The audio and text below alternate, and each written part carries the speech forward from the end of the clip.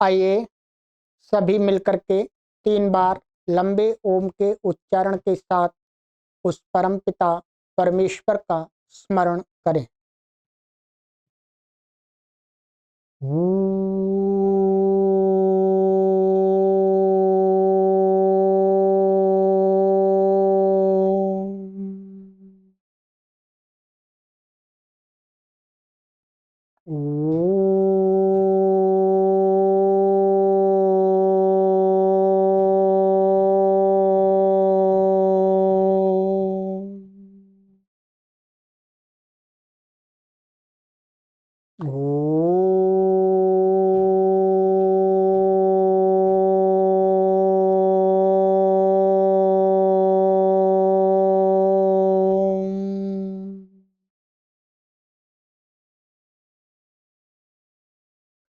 सभी को सादर नमस्ते।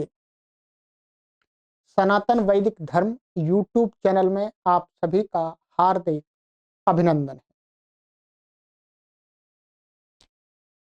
मित्रों, योग दर्शन को पढ़ रहे हैं। अभी तक हमारी 14 कक्षाएं हो चुकी हैं, 14 क्लास हो गई हैं। ये लिस्ट में कॉलम बना दिया गया है योग दर्शन महर्षि पतंजलि। उस पर आप क्लिक करके देखेंगे तो सभी कक्षाओं को क्रम से आप पढ़ सकते हैं। निःशुल्क है, ये फ्री ऑफ कॉस्ट है, परंतु आप सभी के सहयोग से ये अभियान चलाया जा रहा है। तो आपसे ये भी अपेक्षा रखी जाती है कि इस अच्छे कार्य को निरंतर सुचारू रूप से चालू रखने के लिए आपसे जो भी बन पड़े अपना सहयोग हमें आर्थिक रूप में अवश्य प्रदान करते रहिएगा। कोई बाध्यता नहीं है, ठीक है, बाध्यता नहीं है।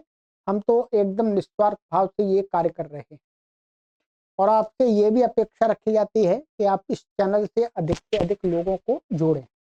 हमारा इस चैनल पर कार्य करने का एक ही मुख्य उद्देश्य है कि समाज में जो कुरीतियां फैल रही हैं, धर्म के नाम पर, अध्यात्म के नाम पर, अथवा और भी भिन्न भिन्न प्रकार के अंधविश्वास हैं, पाखंड हैं, उनके विषय में हम आपको जागरूक बनाते रहें, आप जागरूक बने रहें। तो इससे आप उस पाखंड के, अंधविश्वास के जाल में फंसने से बच जाएं।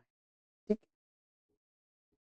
चलिएगा। तो इस उसका बचाव, उसका रक्षण के लिए मात्र यही एक उपाय बनता है कि ऋषियों मुनियों की जो विद्या है, उनके जो विचार हैं, वो हम आप तक पहुंचाएं। तो ये पहुंचा रहे हैं। तो योग दर्शन में 14 कक्षाओं में हमने आपको अभी तक इसके सूत्र आपको मैंने पढ़ा दिए हैं। ये हमारा 17वां सूत्र हो गया था, ठीक है, 17वां 18वां सूत्र हो गया था। गत कक्षा में मैंने आपको पढ़ाया था। अपनी कॉपी को ओपन कर लीजिएगा, पेन को हाथ में ले लीजिएगा। विराम प्रत्ययाभ्यास पूर्व संस्कार शेषो अन्य, ठीक है, ये असंप्रज्ञा समाधि की परिभाषा बताई थी, विस्तार से समझा दिया था, ठीक है। चलिएगा, अब आगे का जो सूत्र है उसको मैं बोलता हूं, अभी लिख के भी बता देता हूं। 19वां सूत्र है भव प्रत्ययो विदेह प्रकृति लयानाम, ठीक है। चलिएगा, लिखिएगा पहले।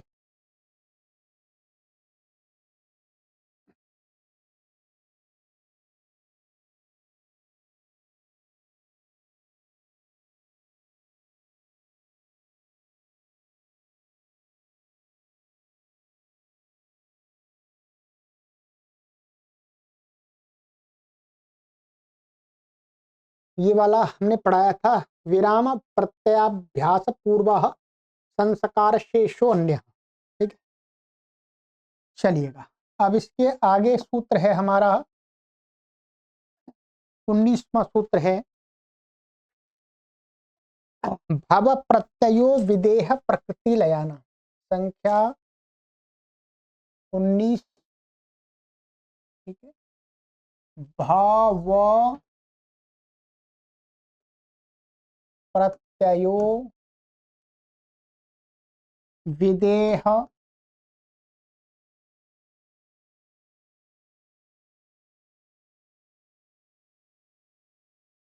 प्रकृति लयानाम।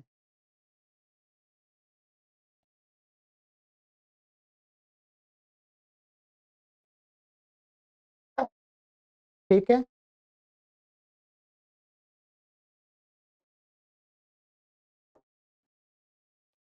क्या भाव प्रत्ययो विदेह प्रकृति लयानाम। यहां पर इसमें दो शब्द हैं, एक है भव, दूसरा है प्रत्यय। क्या है? प्रत्यय।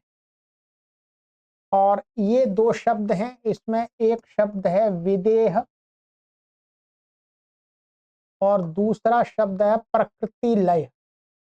ध्यान दें, प्रकृति लय, ये शब्द है। ठीक है, ये दो शब्द हैं, ये दो शब्द हैं। ठीक है, इसका सरल सा अर्थ ये है कि ये कहते हैं कि भव माने जन्म से, प्रत्यय माने अनुभूति। कुछ लोग संसार में ऐसे होते हैं कि उनको अधिक ध्यान उपासना किए बिना ही उनको समाधि की अनुभूति होने लगती है। ये तो समाज में हम देखते हैं कि बहुत सारे लोगों को बहुत कुछ प्रयत्न करना पड़ता है तब समाधि की स्थिति पर पहुंचते हैं। और कुछ लोग क्या होते हैं, हमने देखा है कि बालकपन में ही वो अर्थात उनके अंदर आध्यात्मिकता की जो प्रवृत्ति होती है वो बहुत अधिक होती है। तो ये सूत्र ये बताता है कि कुछ जो लोग होते हैं, एक कहते हैं कि विदेह, विदेह योगी, योगियों का एक नाम बताया इन्होंने, विदेह ये योगी है, विदेह योगी, और ये प्रकृति लय योगी है, प्रकृति लय योगी। योगियों की ये कैटेगरी है योग दर्शन में, एक विदेह विदेह योगी कहे जाते हैं, एक प्रकृति लय योगी कहे जाते हैं। तो महर्षि पतंजलि कहते हैं विदेह योगी वो बताए जा रहे हैं कि जिन्होंने पिछले जन्म में क्या हुआ, उन्होंने योग की स्थिति को बहुत उच्च स्थिति पर वो प्राप्त हो गए थे। माने योग साधना में वो चल रहे थे और उस साधना में उन्होंने काफी अच्छी स्थिति को प्राप्त कर लिया था। परंतु क्या हुआ, वो मुक्त नहीं हो पाए, कैवल्य को प्राप्त नहीं कर पाए। तब तक क्या हुआ, उनकी मृत्यु हो गई, अर्थात शरीर त्याग हो गया। तब फिर उनको जो अगला जन्म मिला, तो अगले जन्म में क्या हुआ, उनको जल्दी से समाधि लगने लगी। ध्यान रखेंगे, इस सूत्र से कई बातें निकल के आएंगी। तो जो विदेह माने पिछले जन्म में जिन्होंने अच्छी सिद्धि को प्राप्त कर लिया परंतु कैवल्य प्राप्त नहीं हो पाया था, उससे कैवल्य की स्थिति प्राप्त होने से पहले ही उनकी शरीर मृत्यु हो गई थी, तो अगले जन्म में उनको क्या है, बिना कुछ पुरुषार्थ अधिक पुरुषार्थ बिना किए ही क्या है, उनको जल्दी से उनकी समाधि लगने लगती है। तो वही कहा कि भव प्रत्यय, भव का अर्थ वास्तव में यहां इन्होंने लिया है जन्म। जन्म से प्रत्यय माने प्रतीति,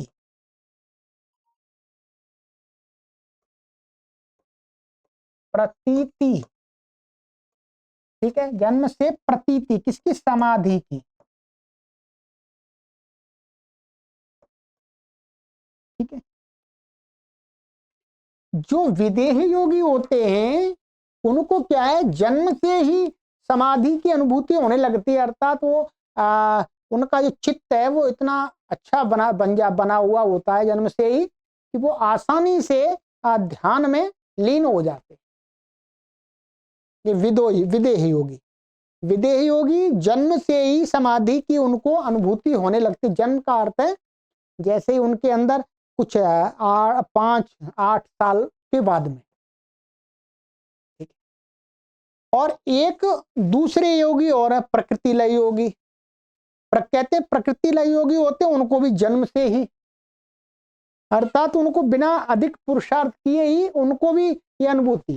तो प्रकृति लय योगी के बताते हैं कि प्रकृति लय योगी उनको कहते हैं कि जिन्होंने पिछले जन्म में योग की बहुत अच्छी स्थिति को प्राप्त किया और उन्होंने क्या है कि अपना उनका जो चित्त था उस चित्त को वो पिछले जन्म में प्रकृति में लय करने का उन्होंने काफी अभ्यास कर लिया था।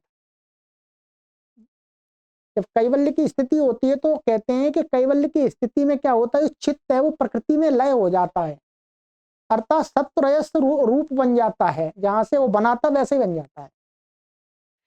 तो पिछले जन्म में जिन उच्च स्थितियों वाले योगियों ने प्रकृति में वो अपने चित्त को प्रकृति में लय करने का अभ्यास कर लिया था, वो अभ्यास कर ही रहे थे, तो उनकी भी अचानक ऐसे ही मृत्यु हो गई, अर्थात वो कैवल्य को प्राप्त नहीं कर पाए थे, अभ्यास ही कर रहे थे चित्त को प्रकृति में लय करने का, तब उनकी मृत्यु हो गई। फिर उनका अगला जन्म हुआ, तो उनको भी क्या है इस अगले जन्म में माने बचपन से ही उनको समाधि में उनकी प्रवृत्ति हो गई, माने अध्यात्म के मार्ग में वो बचपन से ही चल पड़े, उनको अधिक उपदेशों को पढ़ने की स्वाध्याय करने की आवश्यकता नहीं पड़ी। इस सूत्र से एक तो यह सिद्ध होता है कि मनुष्य का जन्म होता है, यही हो रहा है। विदेह योगी और प्रकृति लय योगी की परिभाषा जो बताई मैंने बताई आपको कि पिछले जन्मों में जिन्होंने कैवल्य नहीं प्राप्त करा पाया परंतु उन्होंने अभ्यास काफी किया था, इस जन्म में इसका मतलब आत्मा शरीर को छोड़ती है और जन्म लेती है। तो ये झूठा सिद्धांत तो नहीं है, बहुत सारे लोग आपको ऐसे मिलेंगे कि किसी का कोई जन्म नहीं होता, ये तो सेल्स होते हैं, उन्हीं से एक स्त्री और पुरुष के संबंध से एक नया शरीर तैयार हो जाता है। जो चार्वाक लोग होते हैं वो तो ऐसा ही मानते हैं, परंतु नहीं, ऐसी स्थिति तो वास्तव में नहीं है।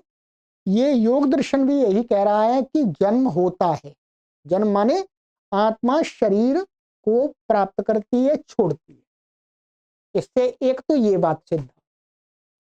दूसरी बात इस सूत्र ने से ये निकल करके आ रही है कि पिछले जन्म में हमने जो भी कुछ कर्म किए हैं उनका परिणाम हमें इस अगले जन्म में मिलता है, अच्छा या बुरा, ये तो अच्छा वाला परिणाम है, अच्छा वाला फल है। तो पिछले जन्म में किए हुए कर्मों का फल नष्ट नहीं होता है, मिलता है, ध्यान रखें। ये दो बात तो एकदम स्पष्ट निकल के आ रही है सूत्र से, ठीक है। एक तो जन्म सिद्ध हो रहा है, आत्मा शरीर बदलती है, ठीक, और ऐसे ही कर्मों का फल नष्ट नहीं होता, तभी वो क्या है वो जन्म से ही बचपन से ही अध्यात्म उनकी प्रवृत्ति हो जाती है, क्योंकि उन्होंने पिछले जन्म में अध्यात्म का अभ्यास किया। यदि अध्यात्म का पिछले जन्म में अभ्यास नहीं किया, इस जन्म में किया नहीं है, और एकदम बचपन से लोगों की हम देखते हैं कई बार कि उनकी अध्यात्म प्रवृत्ति हो जाती है, ईश्वर के प्रति वो माने ईश्वर के प्रति उनकी लगाव होता है, ईश्वर को ही प्राप्त करने के लिए चेष्टा आरंभ कर देते हैं। तो ये पिछले जन्म के किया हुआ जो उनका परिश्रम है वो इस जन्म में भी फल देता, ठीक है।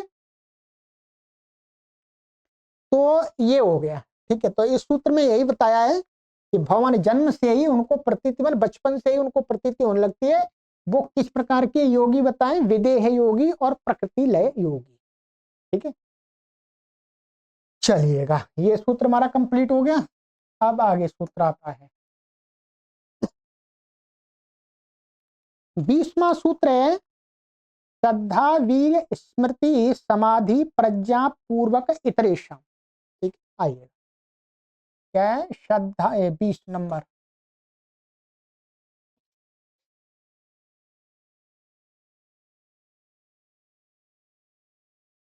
लिखिएगा श्रद्धा वीर्य स्मृति समाधि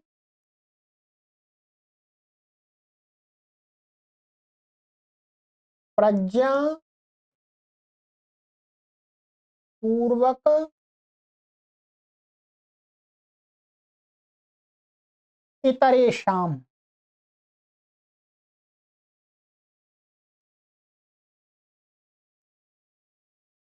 ठीक है, ये सूत्र है, लिख लीजिए। श्रद्धा वीर स्मृति समाधि प्रज्ञा पूर्वक। अच्छा, ये यहाँ गलती हो रही है, इसको वह है पूर्वक। ठीक है, पूर्वक इतरेशम। ये सूत्र ये कहता है इतरेशम अर्थात जो विदेह योगी है और प्रकृति लय योगी, जो बताए अभी पिछले सूत्र में, उससे भिन्न जिन लोगों की समाधि लगती है, उनकी समाधि में उनकी समाधि का कारण क्या होता है। तो कहते हैं उनकी जो समाधि लगती है, उनकी लगती है श्रद्धा के कारण, वीर स्मृति समाधि और प्रज्ञा पूर्वक। ये समाधि से पूर्व उनको आरंभ करना पड़ता है। ठीक है, इतरे शाम का अर्थ है विदेह और प्रकृति लय योगियों से भिन्न जो लोग हैं, उनको जो समाधि की प्राप्ति होती है, वो माने समाधि माने जो उच्च स्थिति, योग की उच्च स्थिति जो प्राप्त होती है, वो होती है श्रद्धा वीर स्मृति समाधि प्रज्ञा पूर्वक। ये माने ये वो प्राप्त करते हैं, इनके द्वारा उनको समाधि प्राप्त होती है, संप्रज्ञा समाधि संप्रज्ञा समाधि। ठीक है, श्रद्धा का अर्थ यहां पर इन्होंने किया है, मैं आपको बता देता हूं कि ये कहते हैं श्रद्धा माने ईश्वर के प्रति एकदम, माने योग के प्रति, ईश्वर के प्रति एकदम निशंक होकर के श्रद्धा करना। ध्यान रखेंगे, माने सत्य, जो सत्य ईश्वर है, सत्य उसको धारण करना एकदम, कि ईश्वर है, ईश्वर की मुझे प्राप्ति करनी है। इस प्रकार का कहते हैं एकदम, माने गहन विश्वास, गूढ़ विश्वास, पक्का विश्वास साधक जब करता है तब उसको समाधि की प्राप्ति होती है। और दूसरा बताते हैं वीर माने उत्साह, जो उसका जो श्रद्धा होती है, जो उसके प्रति विश्वास होता है ईश्वर के प्रति, वो उसके अंदर इस योग की क्षेत्र में आगे बढ़ने के लिए उत्साह पैदा करता है। उत्साह उसके अंदर आता है, वो प्रसन्नता से इस योग के क्षेत्र में आगे बढ़ता है, यही उसका उत्साह है। और जब उत्साह होता है उसको, तो क्या होता है, उसको स्मृति आती है। कहते हैं क्या, उसको पिछले जन्म की स्मृति आती है। पिछले जन्म, केवल एक पिछले जन्म की नहीं, पिछले कई जन्मों की स्मृति आती है उसको, कि उसने कभी ईश्वर के प्रति या ये माने इसको योग के लिए उसने जो प्रयास किया था, प्रयत्न किया था, ठीक है, और जो जो उसको बाधाएं आई थी वो उसको स्मरण करने लगता है। और स्मरण करके क्या है, वो उन बाधाओं को अब इस जन्म में हटाता है। ठीक है, तो स्मृति होती है, वही क्या है, पूर्व काल में किए गए उस योगाभ्यास का उसे स्मरण होता है। ठीक है, तो उसके अनुभव, माने जो पिछले जन्म के अनुभव भी उसको इस जन्म में समाधि प्राप्त करने में सहयोग प्रदान करते हैं। ठीक है, समाधि, समाधि का अर्थ यहाँ पर ये संप्रज्ञा समाधि, असंप्रज्ञा समाधि नहीं, समाधि का अर्थ है चित्त की एकाग्रता। चित्त की एकाग्रता पर चित्त को एकाग्र करने का अभ्यास करता है वो साथ में, तो उससे भी समाधि प्राप्त होती है। ध्यान रखें, सभी चीजें होंगी, केवल चित्त की एकाग्रता ही नहीं, उसमें श्रद्धा भी रखनी होगी उसको। ठीक है, उसके अंदर उत्साह भी होना चाहिए। और कहते हैं प्रज्ञा, ये क्या है, एक रितम भरा प्रज्ञा आगे आएगी। ये प्रज्ञा माने एक रितम भरा प्रज्ञा। रितम भरा नाम की एक प्रज्ञा है, इतना है भूल गया, रितम। ठीक है, रितम भरा, रितम भरा नाम की जो प्रज्ञा है, आगे सूत्र आएगा कि ऐसी प्रज्ञा, ऐसी बुद्धि जो सत्य को ही धारण करती है, सत्य को धारण नहीं करती। एक स्तर आता है अभ्यास करते करते योगी को, साधकों को, तब उसकी एक प्रज्ञा ऐसी बनती है, बुद्धि का स्तर ऐसा बनता है कि वो सत्य को ही धारण करता, सत्य को धारण नहीं करता, झूठ को धारण नहीं करता। तो वो प्रज्ञा, हमारे सत्य को धारण करने वाली जो रितंबरा प्रज्ञा है, उसके द्वारा योगी क्या करता है, समाधि प्राप्त करता है। संप्रज्ञा समाधि, असंप्रज्ञा समाधि। यहाँ ध्यान रखेंगे, समाधि इसका अर्थ समाधि नहीं है, समाधि का अर्थ है चित्त की एकाग्रता का अभ्यास करना। ठीक है, तो कहते हैं श्रद्धा, वीर्य, स्मृति और समाधि और प्रज्ञा पूर्वक माने द्वारा, माने इनके द्वारा, इनके माध्यम से ही इतरे शाम माने विदेह योगी और प्रकृति लय योगियों से जो भिन्न योगियों को समाधि होती है, उसमें ये कारण बनते। ठीक है, ये इसका सरल अर्थ है। तो श्रद्धा, वीर, स्मृति, समाधि पूर्वक इतरेशाम माने प्रकृति लय और विदेह योगियों से जो अन्य साधक हैं, उनको इनके द्वारा ही संप्रज्ञा समाधि, असंप्रज्ञा समाधि अर्थात योग की सिद्धि प्राप्त होती है, कैवल्य की सिद्धि प्राप्त होती है। ठीक है, ये हो गया। ठीक है, सरल है, इसमें कुछ कठिन नहीं है। यहां जो मेरे पास पुस्तक है उसमें देखिएगा लिखा है श्रद्धा। श्रद्धा का अर्थ है, यह सत्य शब्द से बना है, इसका अर्थ है सत्य को स्वीकार करना अथवा ग्रहण करना। क्योंकि सत्य को समझने के बाद योगी की अभिरुचि तीव्र हो जाती है। तीव्र इच्छा माता के समान कल्याणकारिणी होकर योगी की रक्षा करती है। ये जो व्यास भाष्य है, व्यास भाष्य में ऐसा लिखा है कि जब ये जो श्रद्धा का भाव है, ये श्रद्धा का भाव जो योगी साधक है उसकी उसी प्रकार से रक्षा करता है जैसे एक माता अपनी संतान की रक्षा करती है। उपमा दी कि जैसे एक माता अपनी संतान की हर प्रकार से सुरक्षा करती है, वैसे ही एक योगी की जो श्रद्धा का उसके अंदर जो भाव होता है ईश्वर के प्रति, वो भाव, वो विचार, वो संस्कार क्या है, उस योगी की रक्षा करता है, उसको पाप कर्मों को करने से बचाता रहता है। ये व्यास भाष्य में लिखा हुआ। ठीक है,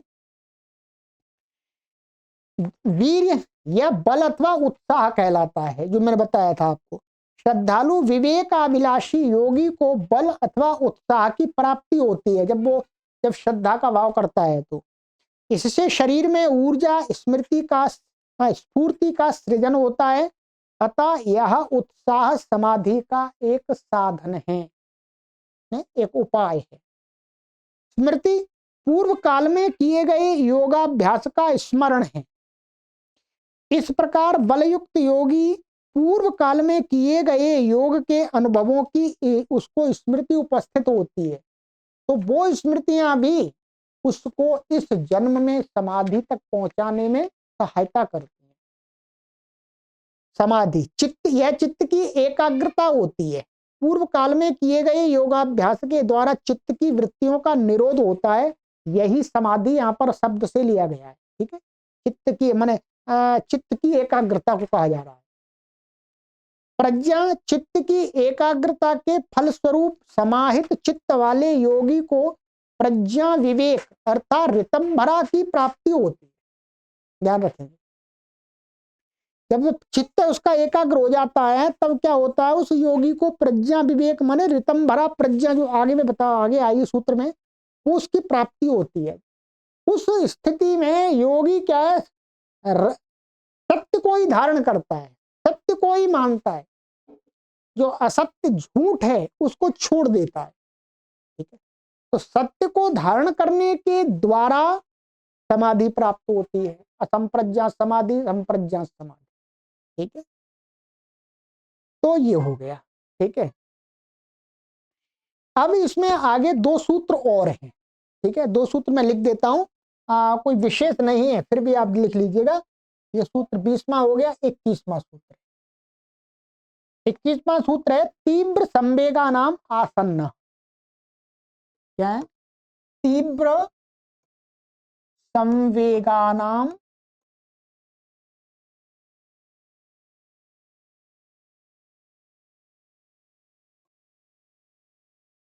आसन्न। ठीक है, इसमें ये भेद बता रहे हैं कि जो ये श्रद्धा वीर स्मृति आदि, ये भी क्या है, सभी योगियों की ये माने एक समान नहीं होती। भिन्न भिन्न साधकों के अपने स्तर के अनुसार इनमें भेद होता है। तो इनका कहना यह है कि कुछ साधक जो तीव्र होते हैं, माने जिनके अंदर वैराग्य का भाव बहुत तीव्र हो जाता है, बस उनको तो केवल ये दिखता है मुझे तो बस ईश्वर प्राप्त करना है, कैवल्य प्राप्त करना है, कोई दूसरा विचार करते ही नहीं है। तो वही कह रहे हैं तीव्र तीव्र वैराग्य वाले साधकों की समाधि समाधि एवं उसका फल सन्निकट होता है, आसन्न। इसमें क्या है, ये दो शब्द है, तीव्र संवेगा नाम और आसन्न। यही देख ली, तीव्र संवेग शब्द है। ठीक है, क्या है, तीव्र संवेग, संवेग तो आप समझ रहे होंगे, और ये आसन्न, ये सही तो संस्कृत का इसलिए नाम हो गया है, इसमें जुड़ गया है आसन्न। ठीक है, आसन्न का अर्थ होता है समीप, निकट। ठीक है, तीव्र संवेग माने तीव्र, तीव्र माने तीव्र हो गया तेज, तेज संवेग माने तेज संवेग, तेज वैराग्य, तीव्र वैराग्य का संवेग माने गति। जिनके अंदर वैराग्य की तीव्र स्थिति होती है, माने वैराग्य की अधिक अच्छी स्थिति होती है, उनका समाधि क्या है, निकट होता है, अर्थात वो जल्दी समाधि को प्राप्त कर लेते। ठीक है, बस इतना इसका अर्थ है। तो ये भी योगियों की कैटेगरी, सभी योगी एक तरह के माने एक स्थिति के नहीं होते, उनमें भी कैटेगरी होती हैं। स्थिति माने उनके चित्त की स्थिति के अनुसार उनमें भी भेद करते हैं। तो जिनके अंदर चित्त की एकाग्रता वैराग्य आदि जो है उनकी तीव्रता है, माने बहुत माने वेग, उनका संवेग है ईश्वर के प्रति, माने पूरा समर्पित भाव से है।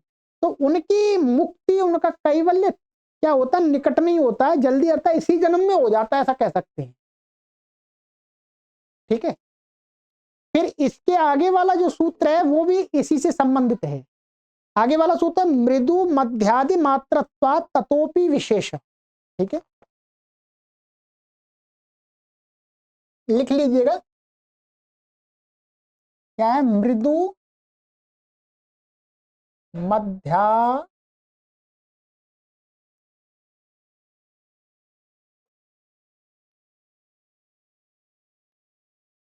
मध्याधि मात्रत्वात् ततोपि, ये ततोपि ये अवग्रह चिन्ह है। ठीक है, ततोपि विशेषः। ठीक है। ये भी क्या है, मृदु, मध्य और अधिमात्र, ये भी क्या है, इन योगियों के भेद हैं। ठीक है, इन योगियों के ही ये भेद बताए हैं। ठीक है,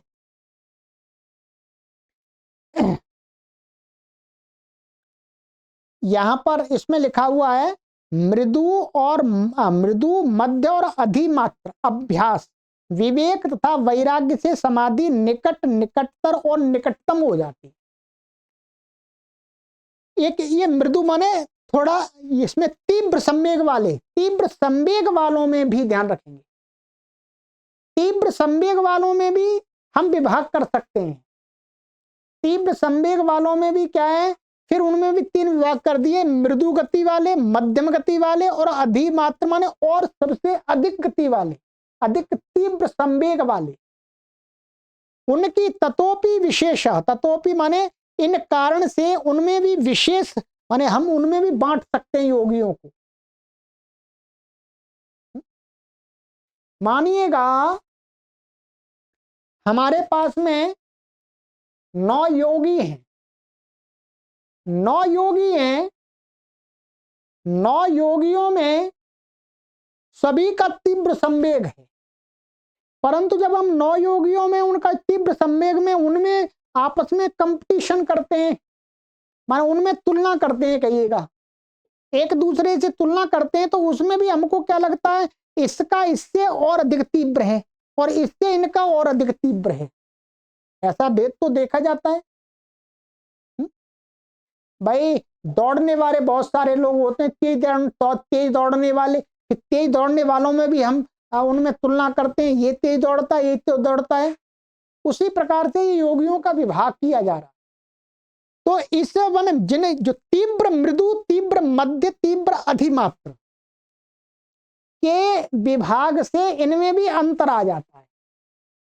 जो सबसे तीव्र तीव्र अधिमात्र वाले होते हैं उनकी और ज्यादा निकट में जल्दी से समाधि अथवा कैवल्य हो जाता है, और तीव्र मध्य वाले थोड़े उससे बाद में समाधि कैवल्य को प्राप्त करते हैं, और जो मृदु वाले होते हैं, तीव्र मृदु वाले, तो उनको थोड़ा मध्य और अधिमात्र वालों से बाद में मुक्ति प्राप्त होती है। बस ये इतना इसमें भेद बता रहे। ठीक है, तो वही कहा है कि मृदु वाले निकट, मध्य, तीव्र वाले निकटतर और अधिमात्र वाले निकटतम, माने सबसे जल्दी उन्हीं की हो जाती है। ठीक है, तो ये योगियों की बात बताइए। ठीक, चलिएगा, तो आज इतने सूत्र हो गए काफी। ठीक है, सूत्र कोई विशेष नहीं है, ये मृदु मध्यादि मात्रत्व ततोपि विशेष तीव्र संवेगा नाम आसन्न, ध्यान रखिएगा, और श्रद्धा वीर्य स्मृति समाधि प्रज्ञा पूर्वक इतरेशम, ये हो गया। और एक सूत्र है भव प्रत्ययो विदेह प्रकृति लयाना। तो आज हमने आपको 4 सूत्रों पर विचार दिया है। ठीक है, अब आगे और ये बताएंगे। ठीक है, एक सूत्र और ले लेते हैं। ठीक है, इसी से संबंधित है, चलिएगा लिखिएगा, उसको भी लिख लीजिएगा।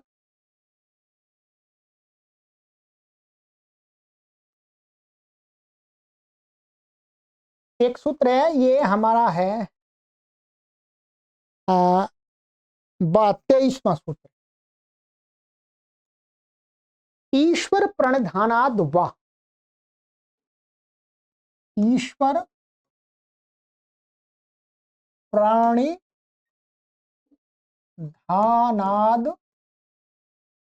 वा। ये बता रहे थे कि पहले ये बताया था, एक तो भव प्रत्यय विदे प्रकृति लयानाम, और श्रद्धा वीर स्मृति समाधि पूर्व प्रज्ञा पूर्वक इतरेश, माने इन माध्यमों से योगी लोग सिद्धि को प्राप्त करते हैं, कैवल्य को प्राप्त करते हैं, समाधि को प्राप्त करते हैं। एक विकल्प और बता रहे कि कुछ लोग, कुछ योगी ऐसे देखे जाते हैं कि ईश्वर प्रणिधानात् वह ईश्वर के प्रति प्रेम पूर्वक ईश्वर की अतिशय से उपासना के द्वारा भी योगी समाधि भी शीघ्र प्राप्त कर लेता है, कैवल्य प्राप्त कर लेता है। ठीक है, समझिएगा। ये कहते हैं, ये वस्तुतः वो वाली स्थिति है जिसको हम भक्ति योग कहते हैं। भक्ति योग अर्थात जिसमें बस परमात्मा का ही नाम जप करना।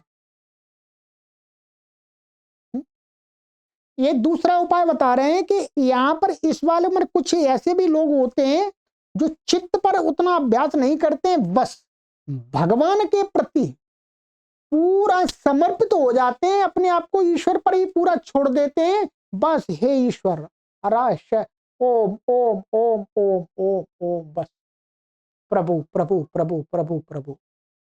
इतना ईश्वर के प्रति प्रणिधान करने से भी कहते हैं समाधि प्राप्त हो जाती है। ये माने सब लोगों के अलग अलग कई भेद बता दिए। विदेह और प्रकृति लय योगियों को तो जन्म से ही उनको प्राप्त होने लगती है समाधि की स्थिति। दूसरे योगी हैं, कुछ को श्रद्धा वीर स्मृति समाधि प्रज्ञा पूर्वक बता दिया। परंतु कुछ योगियों में जो समाधि की स्थिति की प्राप्ति देखी जाती है, कहते हैं ईश्वर के प्रणिधान के द्वारा भी योगी, कुछ योगी, सभी नहीं, कुछ योगी समाधि की स्थिति को प्राप्त कर लेते हैं। ठीक है, इसमें जो लिखा है मैं बता देता हूं। ईश्वर के प्रति विशेष भक्ति से भी समाधि सिद्ध होती है। ईश्वर की विशेष भक्ति ही ईश्वर प्रणिधान कहलाता है। विशेष भक्ति का मतलब है बस अधिक समय अपना उस ईश्वर जाप में ही लगाना। ओम ओम ओम जो भी है, हम तो ओम कह रहे हैं आपको, परंतु अनेक लोग अन्य नामों से भी उस परम सत्ता को स्मरण करते हैं। ठीक है, पर कट्टरवाद नहीं लाना बिल्कुल। ठीक है, बस ईश्वर के प्रणिधान माने ईश्वर का नाम ले लेकर के भी समाधि की स्थिति प्राप्त होती है, इनका मानना ये है। माने एक ये विकल्प दे रहे हैं, सभी लोगों को एक ही मार्ग से समाधि प्राप्त होती है, इसको इन्होंने काट दिया नहीं। भिन्न भिन्न योगियों को भिन्न भिन्न तरीके से समाधियां प्राप्त होती हैं, ये एक इन्होंने द्वार खोल दिया। ठीक है, द्वार खोल दिया। किसी को ईश्वर का नाम लेकर के भी कोई व्यक्ति समाधि की स्थिति तक पहुंच जाता है, इसको हम भक्ति योग कहते हैं ना, वो वाला, तो वही कहते हैं। प्रणिधान अर्थात ईश परमात्मा की विशेष उपासना करने से भी योगी परमात्मा से विशेष सहायता प्राप्त करता है। परमात्मा द्वारा प्रदत्त संकल्प रूपी इस सहायता से योगी अति शीघ्र समाधि लाभ और समाधि फल प्राप्त करता है। इस सूत्र का भावार्थ यह है कि ईश्वर की विशेष भक्ति और उसके साक्षात्कार करने की उत्कट अभिलाषा से भी योगी को शीघ्र समाधि प्राप्त होती है। श्रुति में भी कहा गया है, श्रुति माने ये उपनिषद का वचन है, यह आत्मा न प्रवचन से प्राप्त होती है, न बुद्धि से, न बहुत सुनने से प्राप्त होती है। यह आत्मा जिसको वर्ण करता है, आत्मा माने परमात्मा, उसके द्वारा करने योग्य यह आत्मा उसके लिए अपने स्वरूप को प्रकट कर देता है। ठीक है, तो ईश्वर प्रणिधान का अर्थ हमको यही लेना है, ईश्वर के प्रति भक्ति भाव। ठीक है, और इसमें जो इसमें थोड़ा सा और बता देता हूं मैं आपको, ये जो जितना अधिक हो जाए आपके लिए उतना अच्छा है। यही लिखा है तो व्यास भाष्य में कि प्रणिधानात् भक्ति विशेषात् आवर्जितः ईश्वर, माने भक्ति विशेष के द्वारा ईश्वर माने ईश्वर उस योगी के अनुकूल हो जाता, ये लिखा है। ईश्वर तम अनुग्रहणाति अभिमात्र, संकल्प मात्र से ही उस पर कृपा कर देता योगी पर। जैसे ही कृपा करता है, कृपा यहाँ संकल्प मात्र का आया, अभिध्यान मात्रेण, तो उस संकल्प मात्र से ही उस योगी की समाधि लगने लगती। तद अभिध्यान मात्रादपि योगिनः आसन्नतमः समाधि लाभ समाधि फलम च भवति। तो एक ये भी तरीका समाधि प्राप्त करने का इन्होंने योग दर्शन में बताया है, ईश्वर प्रणिधान, यानी ईश्वर की विशेष उपासना से, अर्थात उसके नाम जप से, हम नाम जप से ही कहेंगे, ठीक है। बस ईश्वर का ही नाम लगातार चल रहा है, ईश्वर ही उसके मन में, चित्त में निरंतर ईश्वर का ही भाव आ रहा है। उस भाव से भी ईश्वर क्या है, उसको अपने अभिध्यान मात्र माने संकल्प मात्र से उस योगी पर अपनी कृपा बरसा देता, इसको बोलते हैं, ठीक है। ऐसा यहाँ पर बताया, ठीक। तो ये तरीका बता दिया। अब यहाँ पर ईश्वर की बात आई, तो उस ईश्वर का स्वरूप कैसा है, तो उस ईश्वर का स्वरूप हम आगे वाले सूत्र में जानेंगे। 24वें सूत्र में 23 सूत्र हो गए हैं। अब ईश्वर का स्वरूप, ठीक है, तो उसके बारे में आगे बताएंगे। क्लेश कर्म विपाका शरीर अपराम निष्ठा पुरुष विशेष ईश्वर, ठीक है। चलिए, तो आज इतना काफी हो गया, ठीक है। चलिए, आप संकल्प कर लीजिएगा कि मुझे योग दर्शन के ये सभी सूत्र एक बार सुन लेने हैं, ठीक है। आप इतना संकल्प अवश्य करके चलिएगा। ये बहुत सौभाग्य की बात है, मैं कह रहा हूं कि आपको इस टेक्नोलॉजी के युग में ये सभी सूत्र और सूत्र का सरल अर्थ आपको सुनने के लिए घर पर मिल रहा है। कोई आपको पुस्तक भी नहीं खरीदनी, कुछ भी नहीं करनी, मैं सब कुछ लिख करके आपको समझा रहा हूं, ठीक। आप इन सभी सूत्रों को पढ़ने के बाद आप ये कह सकेंगे कि हाँ, मैंने योग दर्शन पढ़ा है, मैंने योग दर्शन महर्षि पतंजलि के सभी सूत्रों का पर विचार सुना है, उनको जाना है। ये बहुत बड़ी उपलब्धि है इस मनुष्य जीवन में, ध्यान रखिएगा। आप अपने जो कार्य कर रहे हैं उनको तो करते रहिएगा, ठीक है।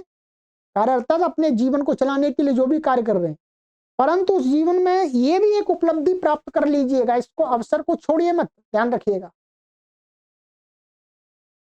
ऐसी चीज हमको मिल जाती पहले ही, हमने तो परिश्रम से गुरुओं के पास बैठ करके पढ़ा है, बहुत परिश्रम करना पड़ा है, परंतु यदि आपको जितना आसानी से आपको मिल रहा है जितना हमें मिल जाता तो हम तो बहुत प्रसन्न हो जाते, ठीक। हम तो अपने आप को कृतकृत्य समझते, ठीक है। चलिएगा, इसलिए आप दूसरे लोगों तक भी कक्षाएं अवश्य शेयर करते रहिए, ठीक है। आगे की कक्षा में मिलते हैं। सभी को सादर नमस्ते।